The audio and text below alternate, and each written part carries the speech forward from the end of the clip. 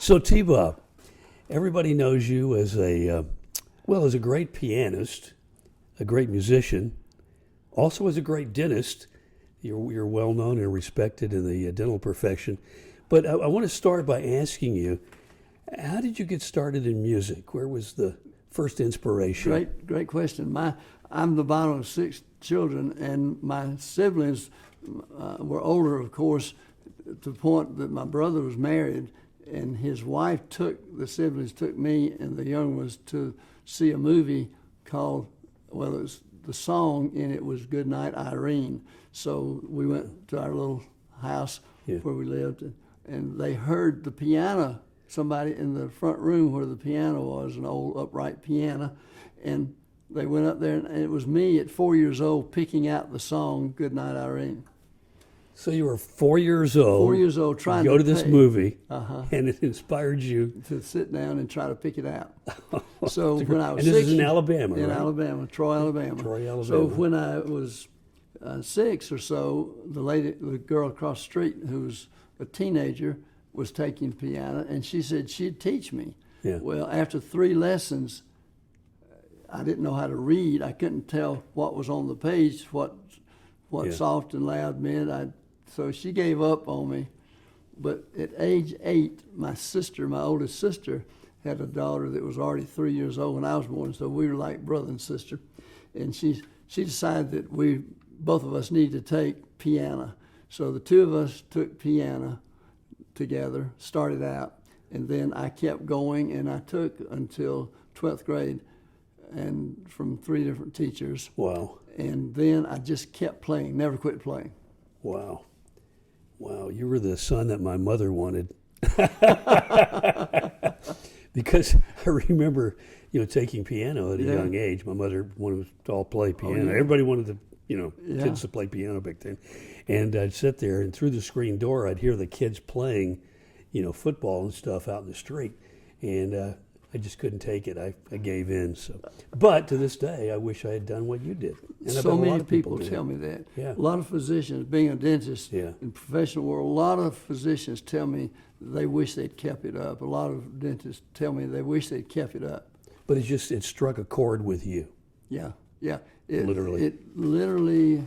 It felt like something I could do. Yeah. And I always felt like I could do it. So did you mostly, when did you start playing in church? Actually, while I was in high school, my teacher was the organist. Well, the mother was the organist at first. I'd play with her, and then the daughter she was the age of 2 of my sisters, that general age, and so they were friends. And so she had me play duets with her organ and me piano. So I got to play duets and sometimes solos in church, First Baptist of Troy, Alabama, where I grew up. Wow. Great church. That's fascinating. So you were in Alabama all the way through high school, and then after high school, where did you go? Went to Mars Hill, North Carolina, to a junior college, and played for the activities at that church with the youth group, the singles group, the college kids, and we did some evangelism. Some of the guys were evangelists, and we'd go out and do evangelism. Oh, no kidding. Mission trips from there in the mountains of North Carolina. Yeah. Had a wonderful time there, and then moved to Samford University, Howard College at the time in Birmingham, which is the Baptist University of Alabama, like Baylor is of Texas. And there I got involved in playing for a church, played the organ for a little country church there, and played the piano for people to sing. Wound up playing for the morning vespers for BSU, and played for the BSU choir occasionally. And then started playing for the Youth Rally, the Birmingham Association Youth Rally, which is the biggest youth rally in Southern Baptist life. Went to a church in northeast Birmingham and Center Point, and played for the youth group there and the youth choir and for the church. Got a friend to come play 2 pianos with me there, and we did a 2-piano CD 50 years later. Wow. Just wow. 6-7 years ago. Wow. Well, I want to talk about the concert you put together that part of the, it's releasing on CD and streaming that you did at First Baptist Church. But first, you also, I want to go back to your history, and I remember you served in the military some point. God had a special place for me, and I complained to the Lord for throwing me out in Texas. Of all places, I didn't want to go to Texas. So that's what brought you to Texas. That's what my Uncle Sam brought me to Texas. And when I got here, I thought I had been playing for the church and youth group and traveled with the choir. Got to play for the youth rally there in Birmingham. 10,000 young people. The last thing I did there was played for a youth rally with Dale Evans, Roy Rogers' wife. Wow. She came and spoke and played, and he and I, my friend, and I had two pianos up on the stage, 10,000 young people out at the state fairground, and I play, and then I come to Texas with nothing, I thought. Wow. So first thing I did, I remembered 5 years before when I was in Denver working summers to pay my way through college, living with my sister and brother-in-law and family, and I was selling full of brushes, knocking on doors. No kidding. Yeah, like Billy Graham did. Yeah, and Mary Crowley. And yeah. So I did that for summers during college. Yeah. And Mary Kay. Mary Kay, yeah. We all did that. And when I was out there, the chapel choir from First Baptist under Leroy Till, with Bill Hanson on the organ and others, came to Red Rocks Amphitheater. And the little churches out there all got together and supported it. So my parents from Alabama had come to spend a couple of weeks while I was finishing up, and we took some of the young people from our little church and went and heard the chapel choir. In 1962, now this was 62, 5 years later, I found myself in Wichita Falls, first weekend in the Air Force, nothing to do, so I asked my friend, a couple of friends, a Jewish guy, a Catholic guy, and a Baptist friend. I said, y'all want to go to Six Flags Saturday? And I want to go to church at First Baptist in Dallas since I'm that close. Yeah. So they came with me. We went to Six Flags, and I went to First Baptist Sunday morning, and the others slept in a bit. Yeah. And with that, this is God's provision, because I walked in. There's a sign out on the street. Yeah. Middle of the summer, hot summer. The sign says medical dental Sunday school class. Metal sign. Had for years. So I walked in the old Burt building, first floor. Nobody's there. Air conditioning on, hot as a firecracker outside. Yeah. And in a couple of minutes, Dr. Ware comes in with the books and everything. He was an orthopedic surgeon, active in the church. And I said, where is everybody? He said, oh, the early service. They'll be here. Just sit down and wait. They'll be here. Yeah. So I had my Air Force uniform on, because that's what we had to wear. Yeah. So I said, do you mind if I sit down and play that little piano, little blonde piano over there? He said, no, go ahead. So I sat and played it, and while I was playing, a tall, skinny guy walks up behind me, sets a stack of books this high on the piano, and says, would you play for the Sunday school today? My wife normally plays, but she's not here today. Would you play? I said, sure. That was Dr. Charles Ryrie, the second person I met at the church of the Ryrie Study Bible. God has a good sense of humor. Then I went to church and heard the church choir, but the youth choir was in Canada on tour. Who was preaching? Dr. Crystal. Oh. Yeah. So I had to come back 3 Sundays later and hear the chapel choir.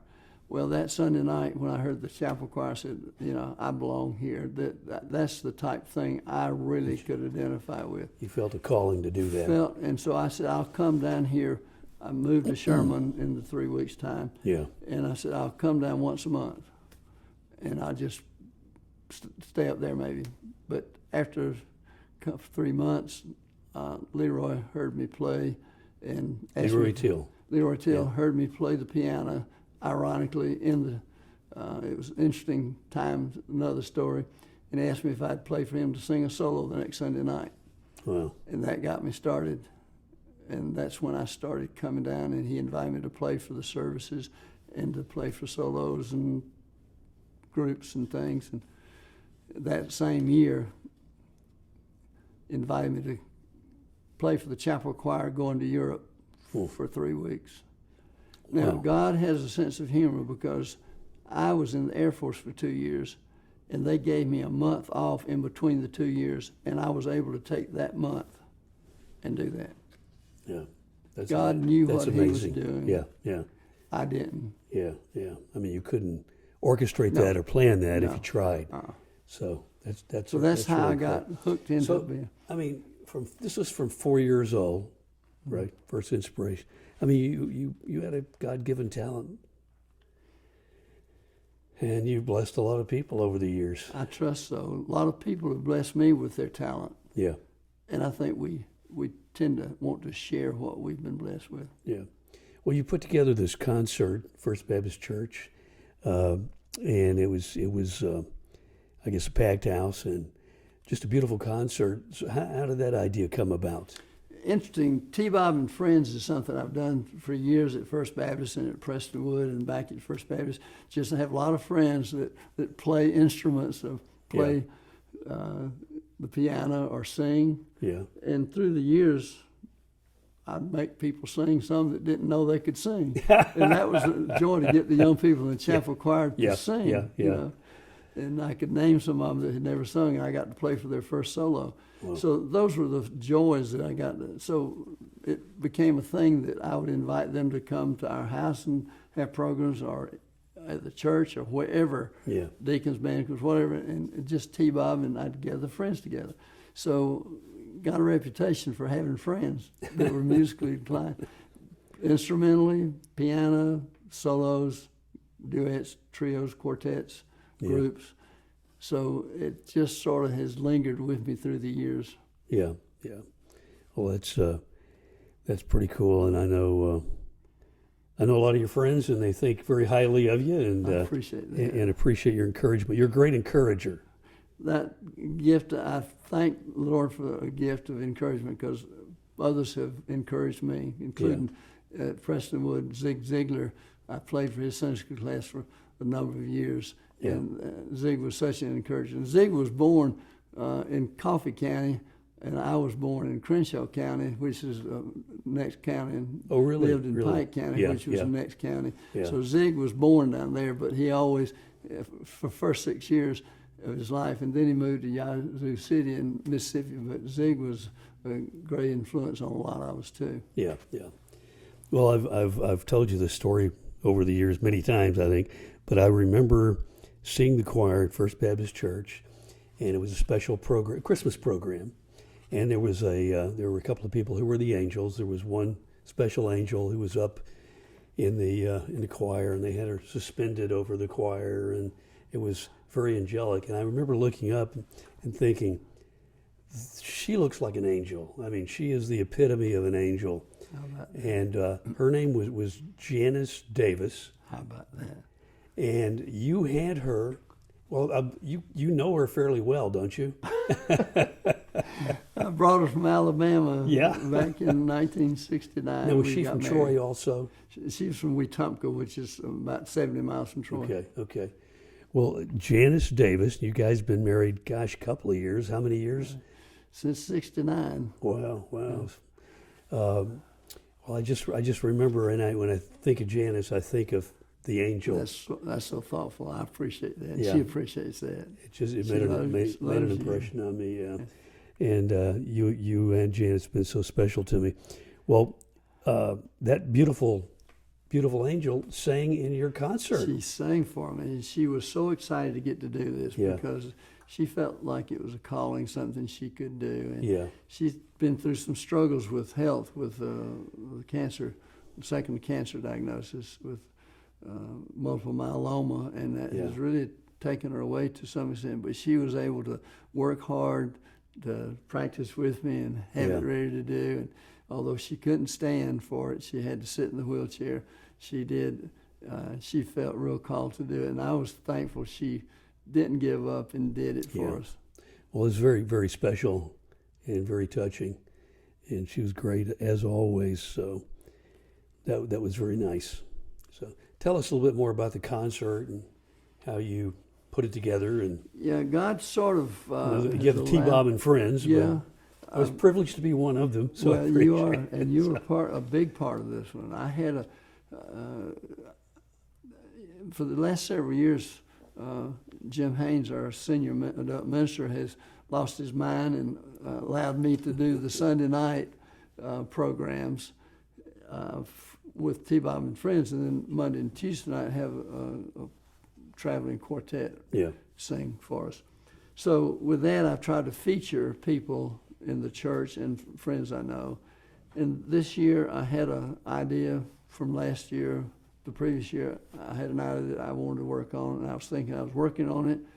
But then I went to the gospel concerts out in Terrell back in March, and Kim Collinsworth and family were there, and Kim's such a fantastic encourager and pianist. And I just sat there and prayed the whole time and listened to them singing. And I came home, went to bed, got up the next morning at 6 o'clock, woke up wide awake, came in here, and in an hour, I'd written out what I thought I needed to do. It was this program, practically with everybody that I had.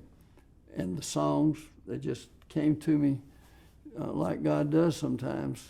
I had other plans, I had other songs, I had other things in mind, but that morning it just seemed, this is what I need to do. So with that, I sat down and started contacting people, and asking if you would consider doing something for me. And it was a special question I had, a special song I wanted you to do a recitation for. And I thought with your background and the things that God has allowed in your life and time, that it would be so meaningful to a lot of people that knew you through the years and loved you and your family through the years. So I appreciate you being willing to take something you'd never heard before and do it for me. And you were so gracious and thoughtful that you worked on it and I worked on it, and it came across so good for what I think those of us who understood some of the background of the song and the recitation. Special to be a part of it, and that is a touching song. Yeah. So if you should go before I do, and it's just all part of life. Part of life. Transitioning from this world to the next. That's right. So, T-Bob, the music just flows from you, but what's the physiology of music and how it's created? That's a good question. I think of the right brain and left brain. The right brain seems to be God's creation for the music part, the melody of music, and the left brain seems to be created to hold the words. And the scripture was originally Hebrew poetry, which is a way that God had, I think, of putting the two together so that people would sing the gospel like we do, quartets and soloists and choirs and everybody sing the gospel, so you remember the gospel. Because back then there's no written words or written language for everybody to know. And so this was a way that God had, I think, in building us as human beings to carry the gospel forward from generations, centuries, beginning of the world to the people to where we are today. And I feel like that's happened to me because people have played instruments, sang. I've been a part of choirs. I've been a part of that because it speaks to me in my spirit, and I can share that spiritual depth with others through the piano and through the songs that we sing and produce. Well, you've really used your God-given talent well through the years. As I said, blessed a lot of people, and God did give me also actually a great musical talent. You know what that is? Appreciation. That's a very important thing. I mean nothing to us if people didn't appreciate it.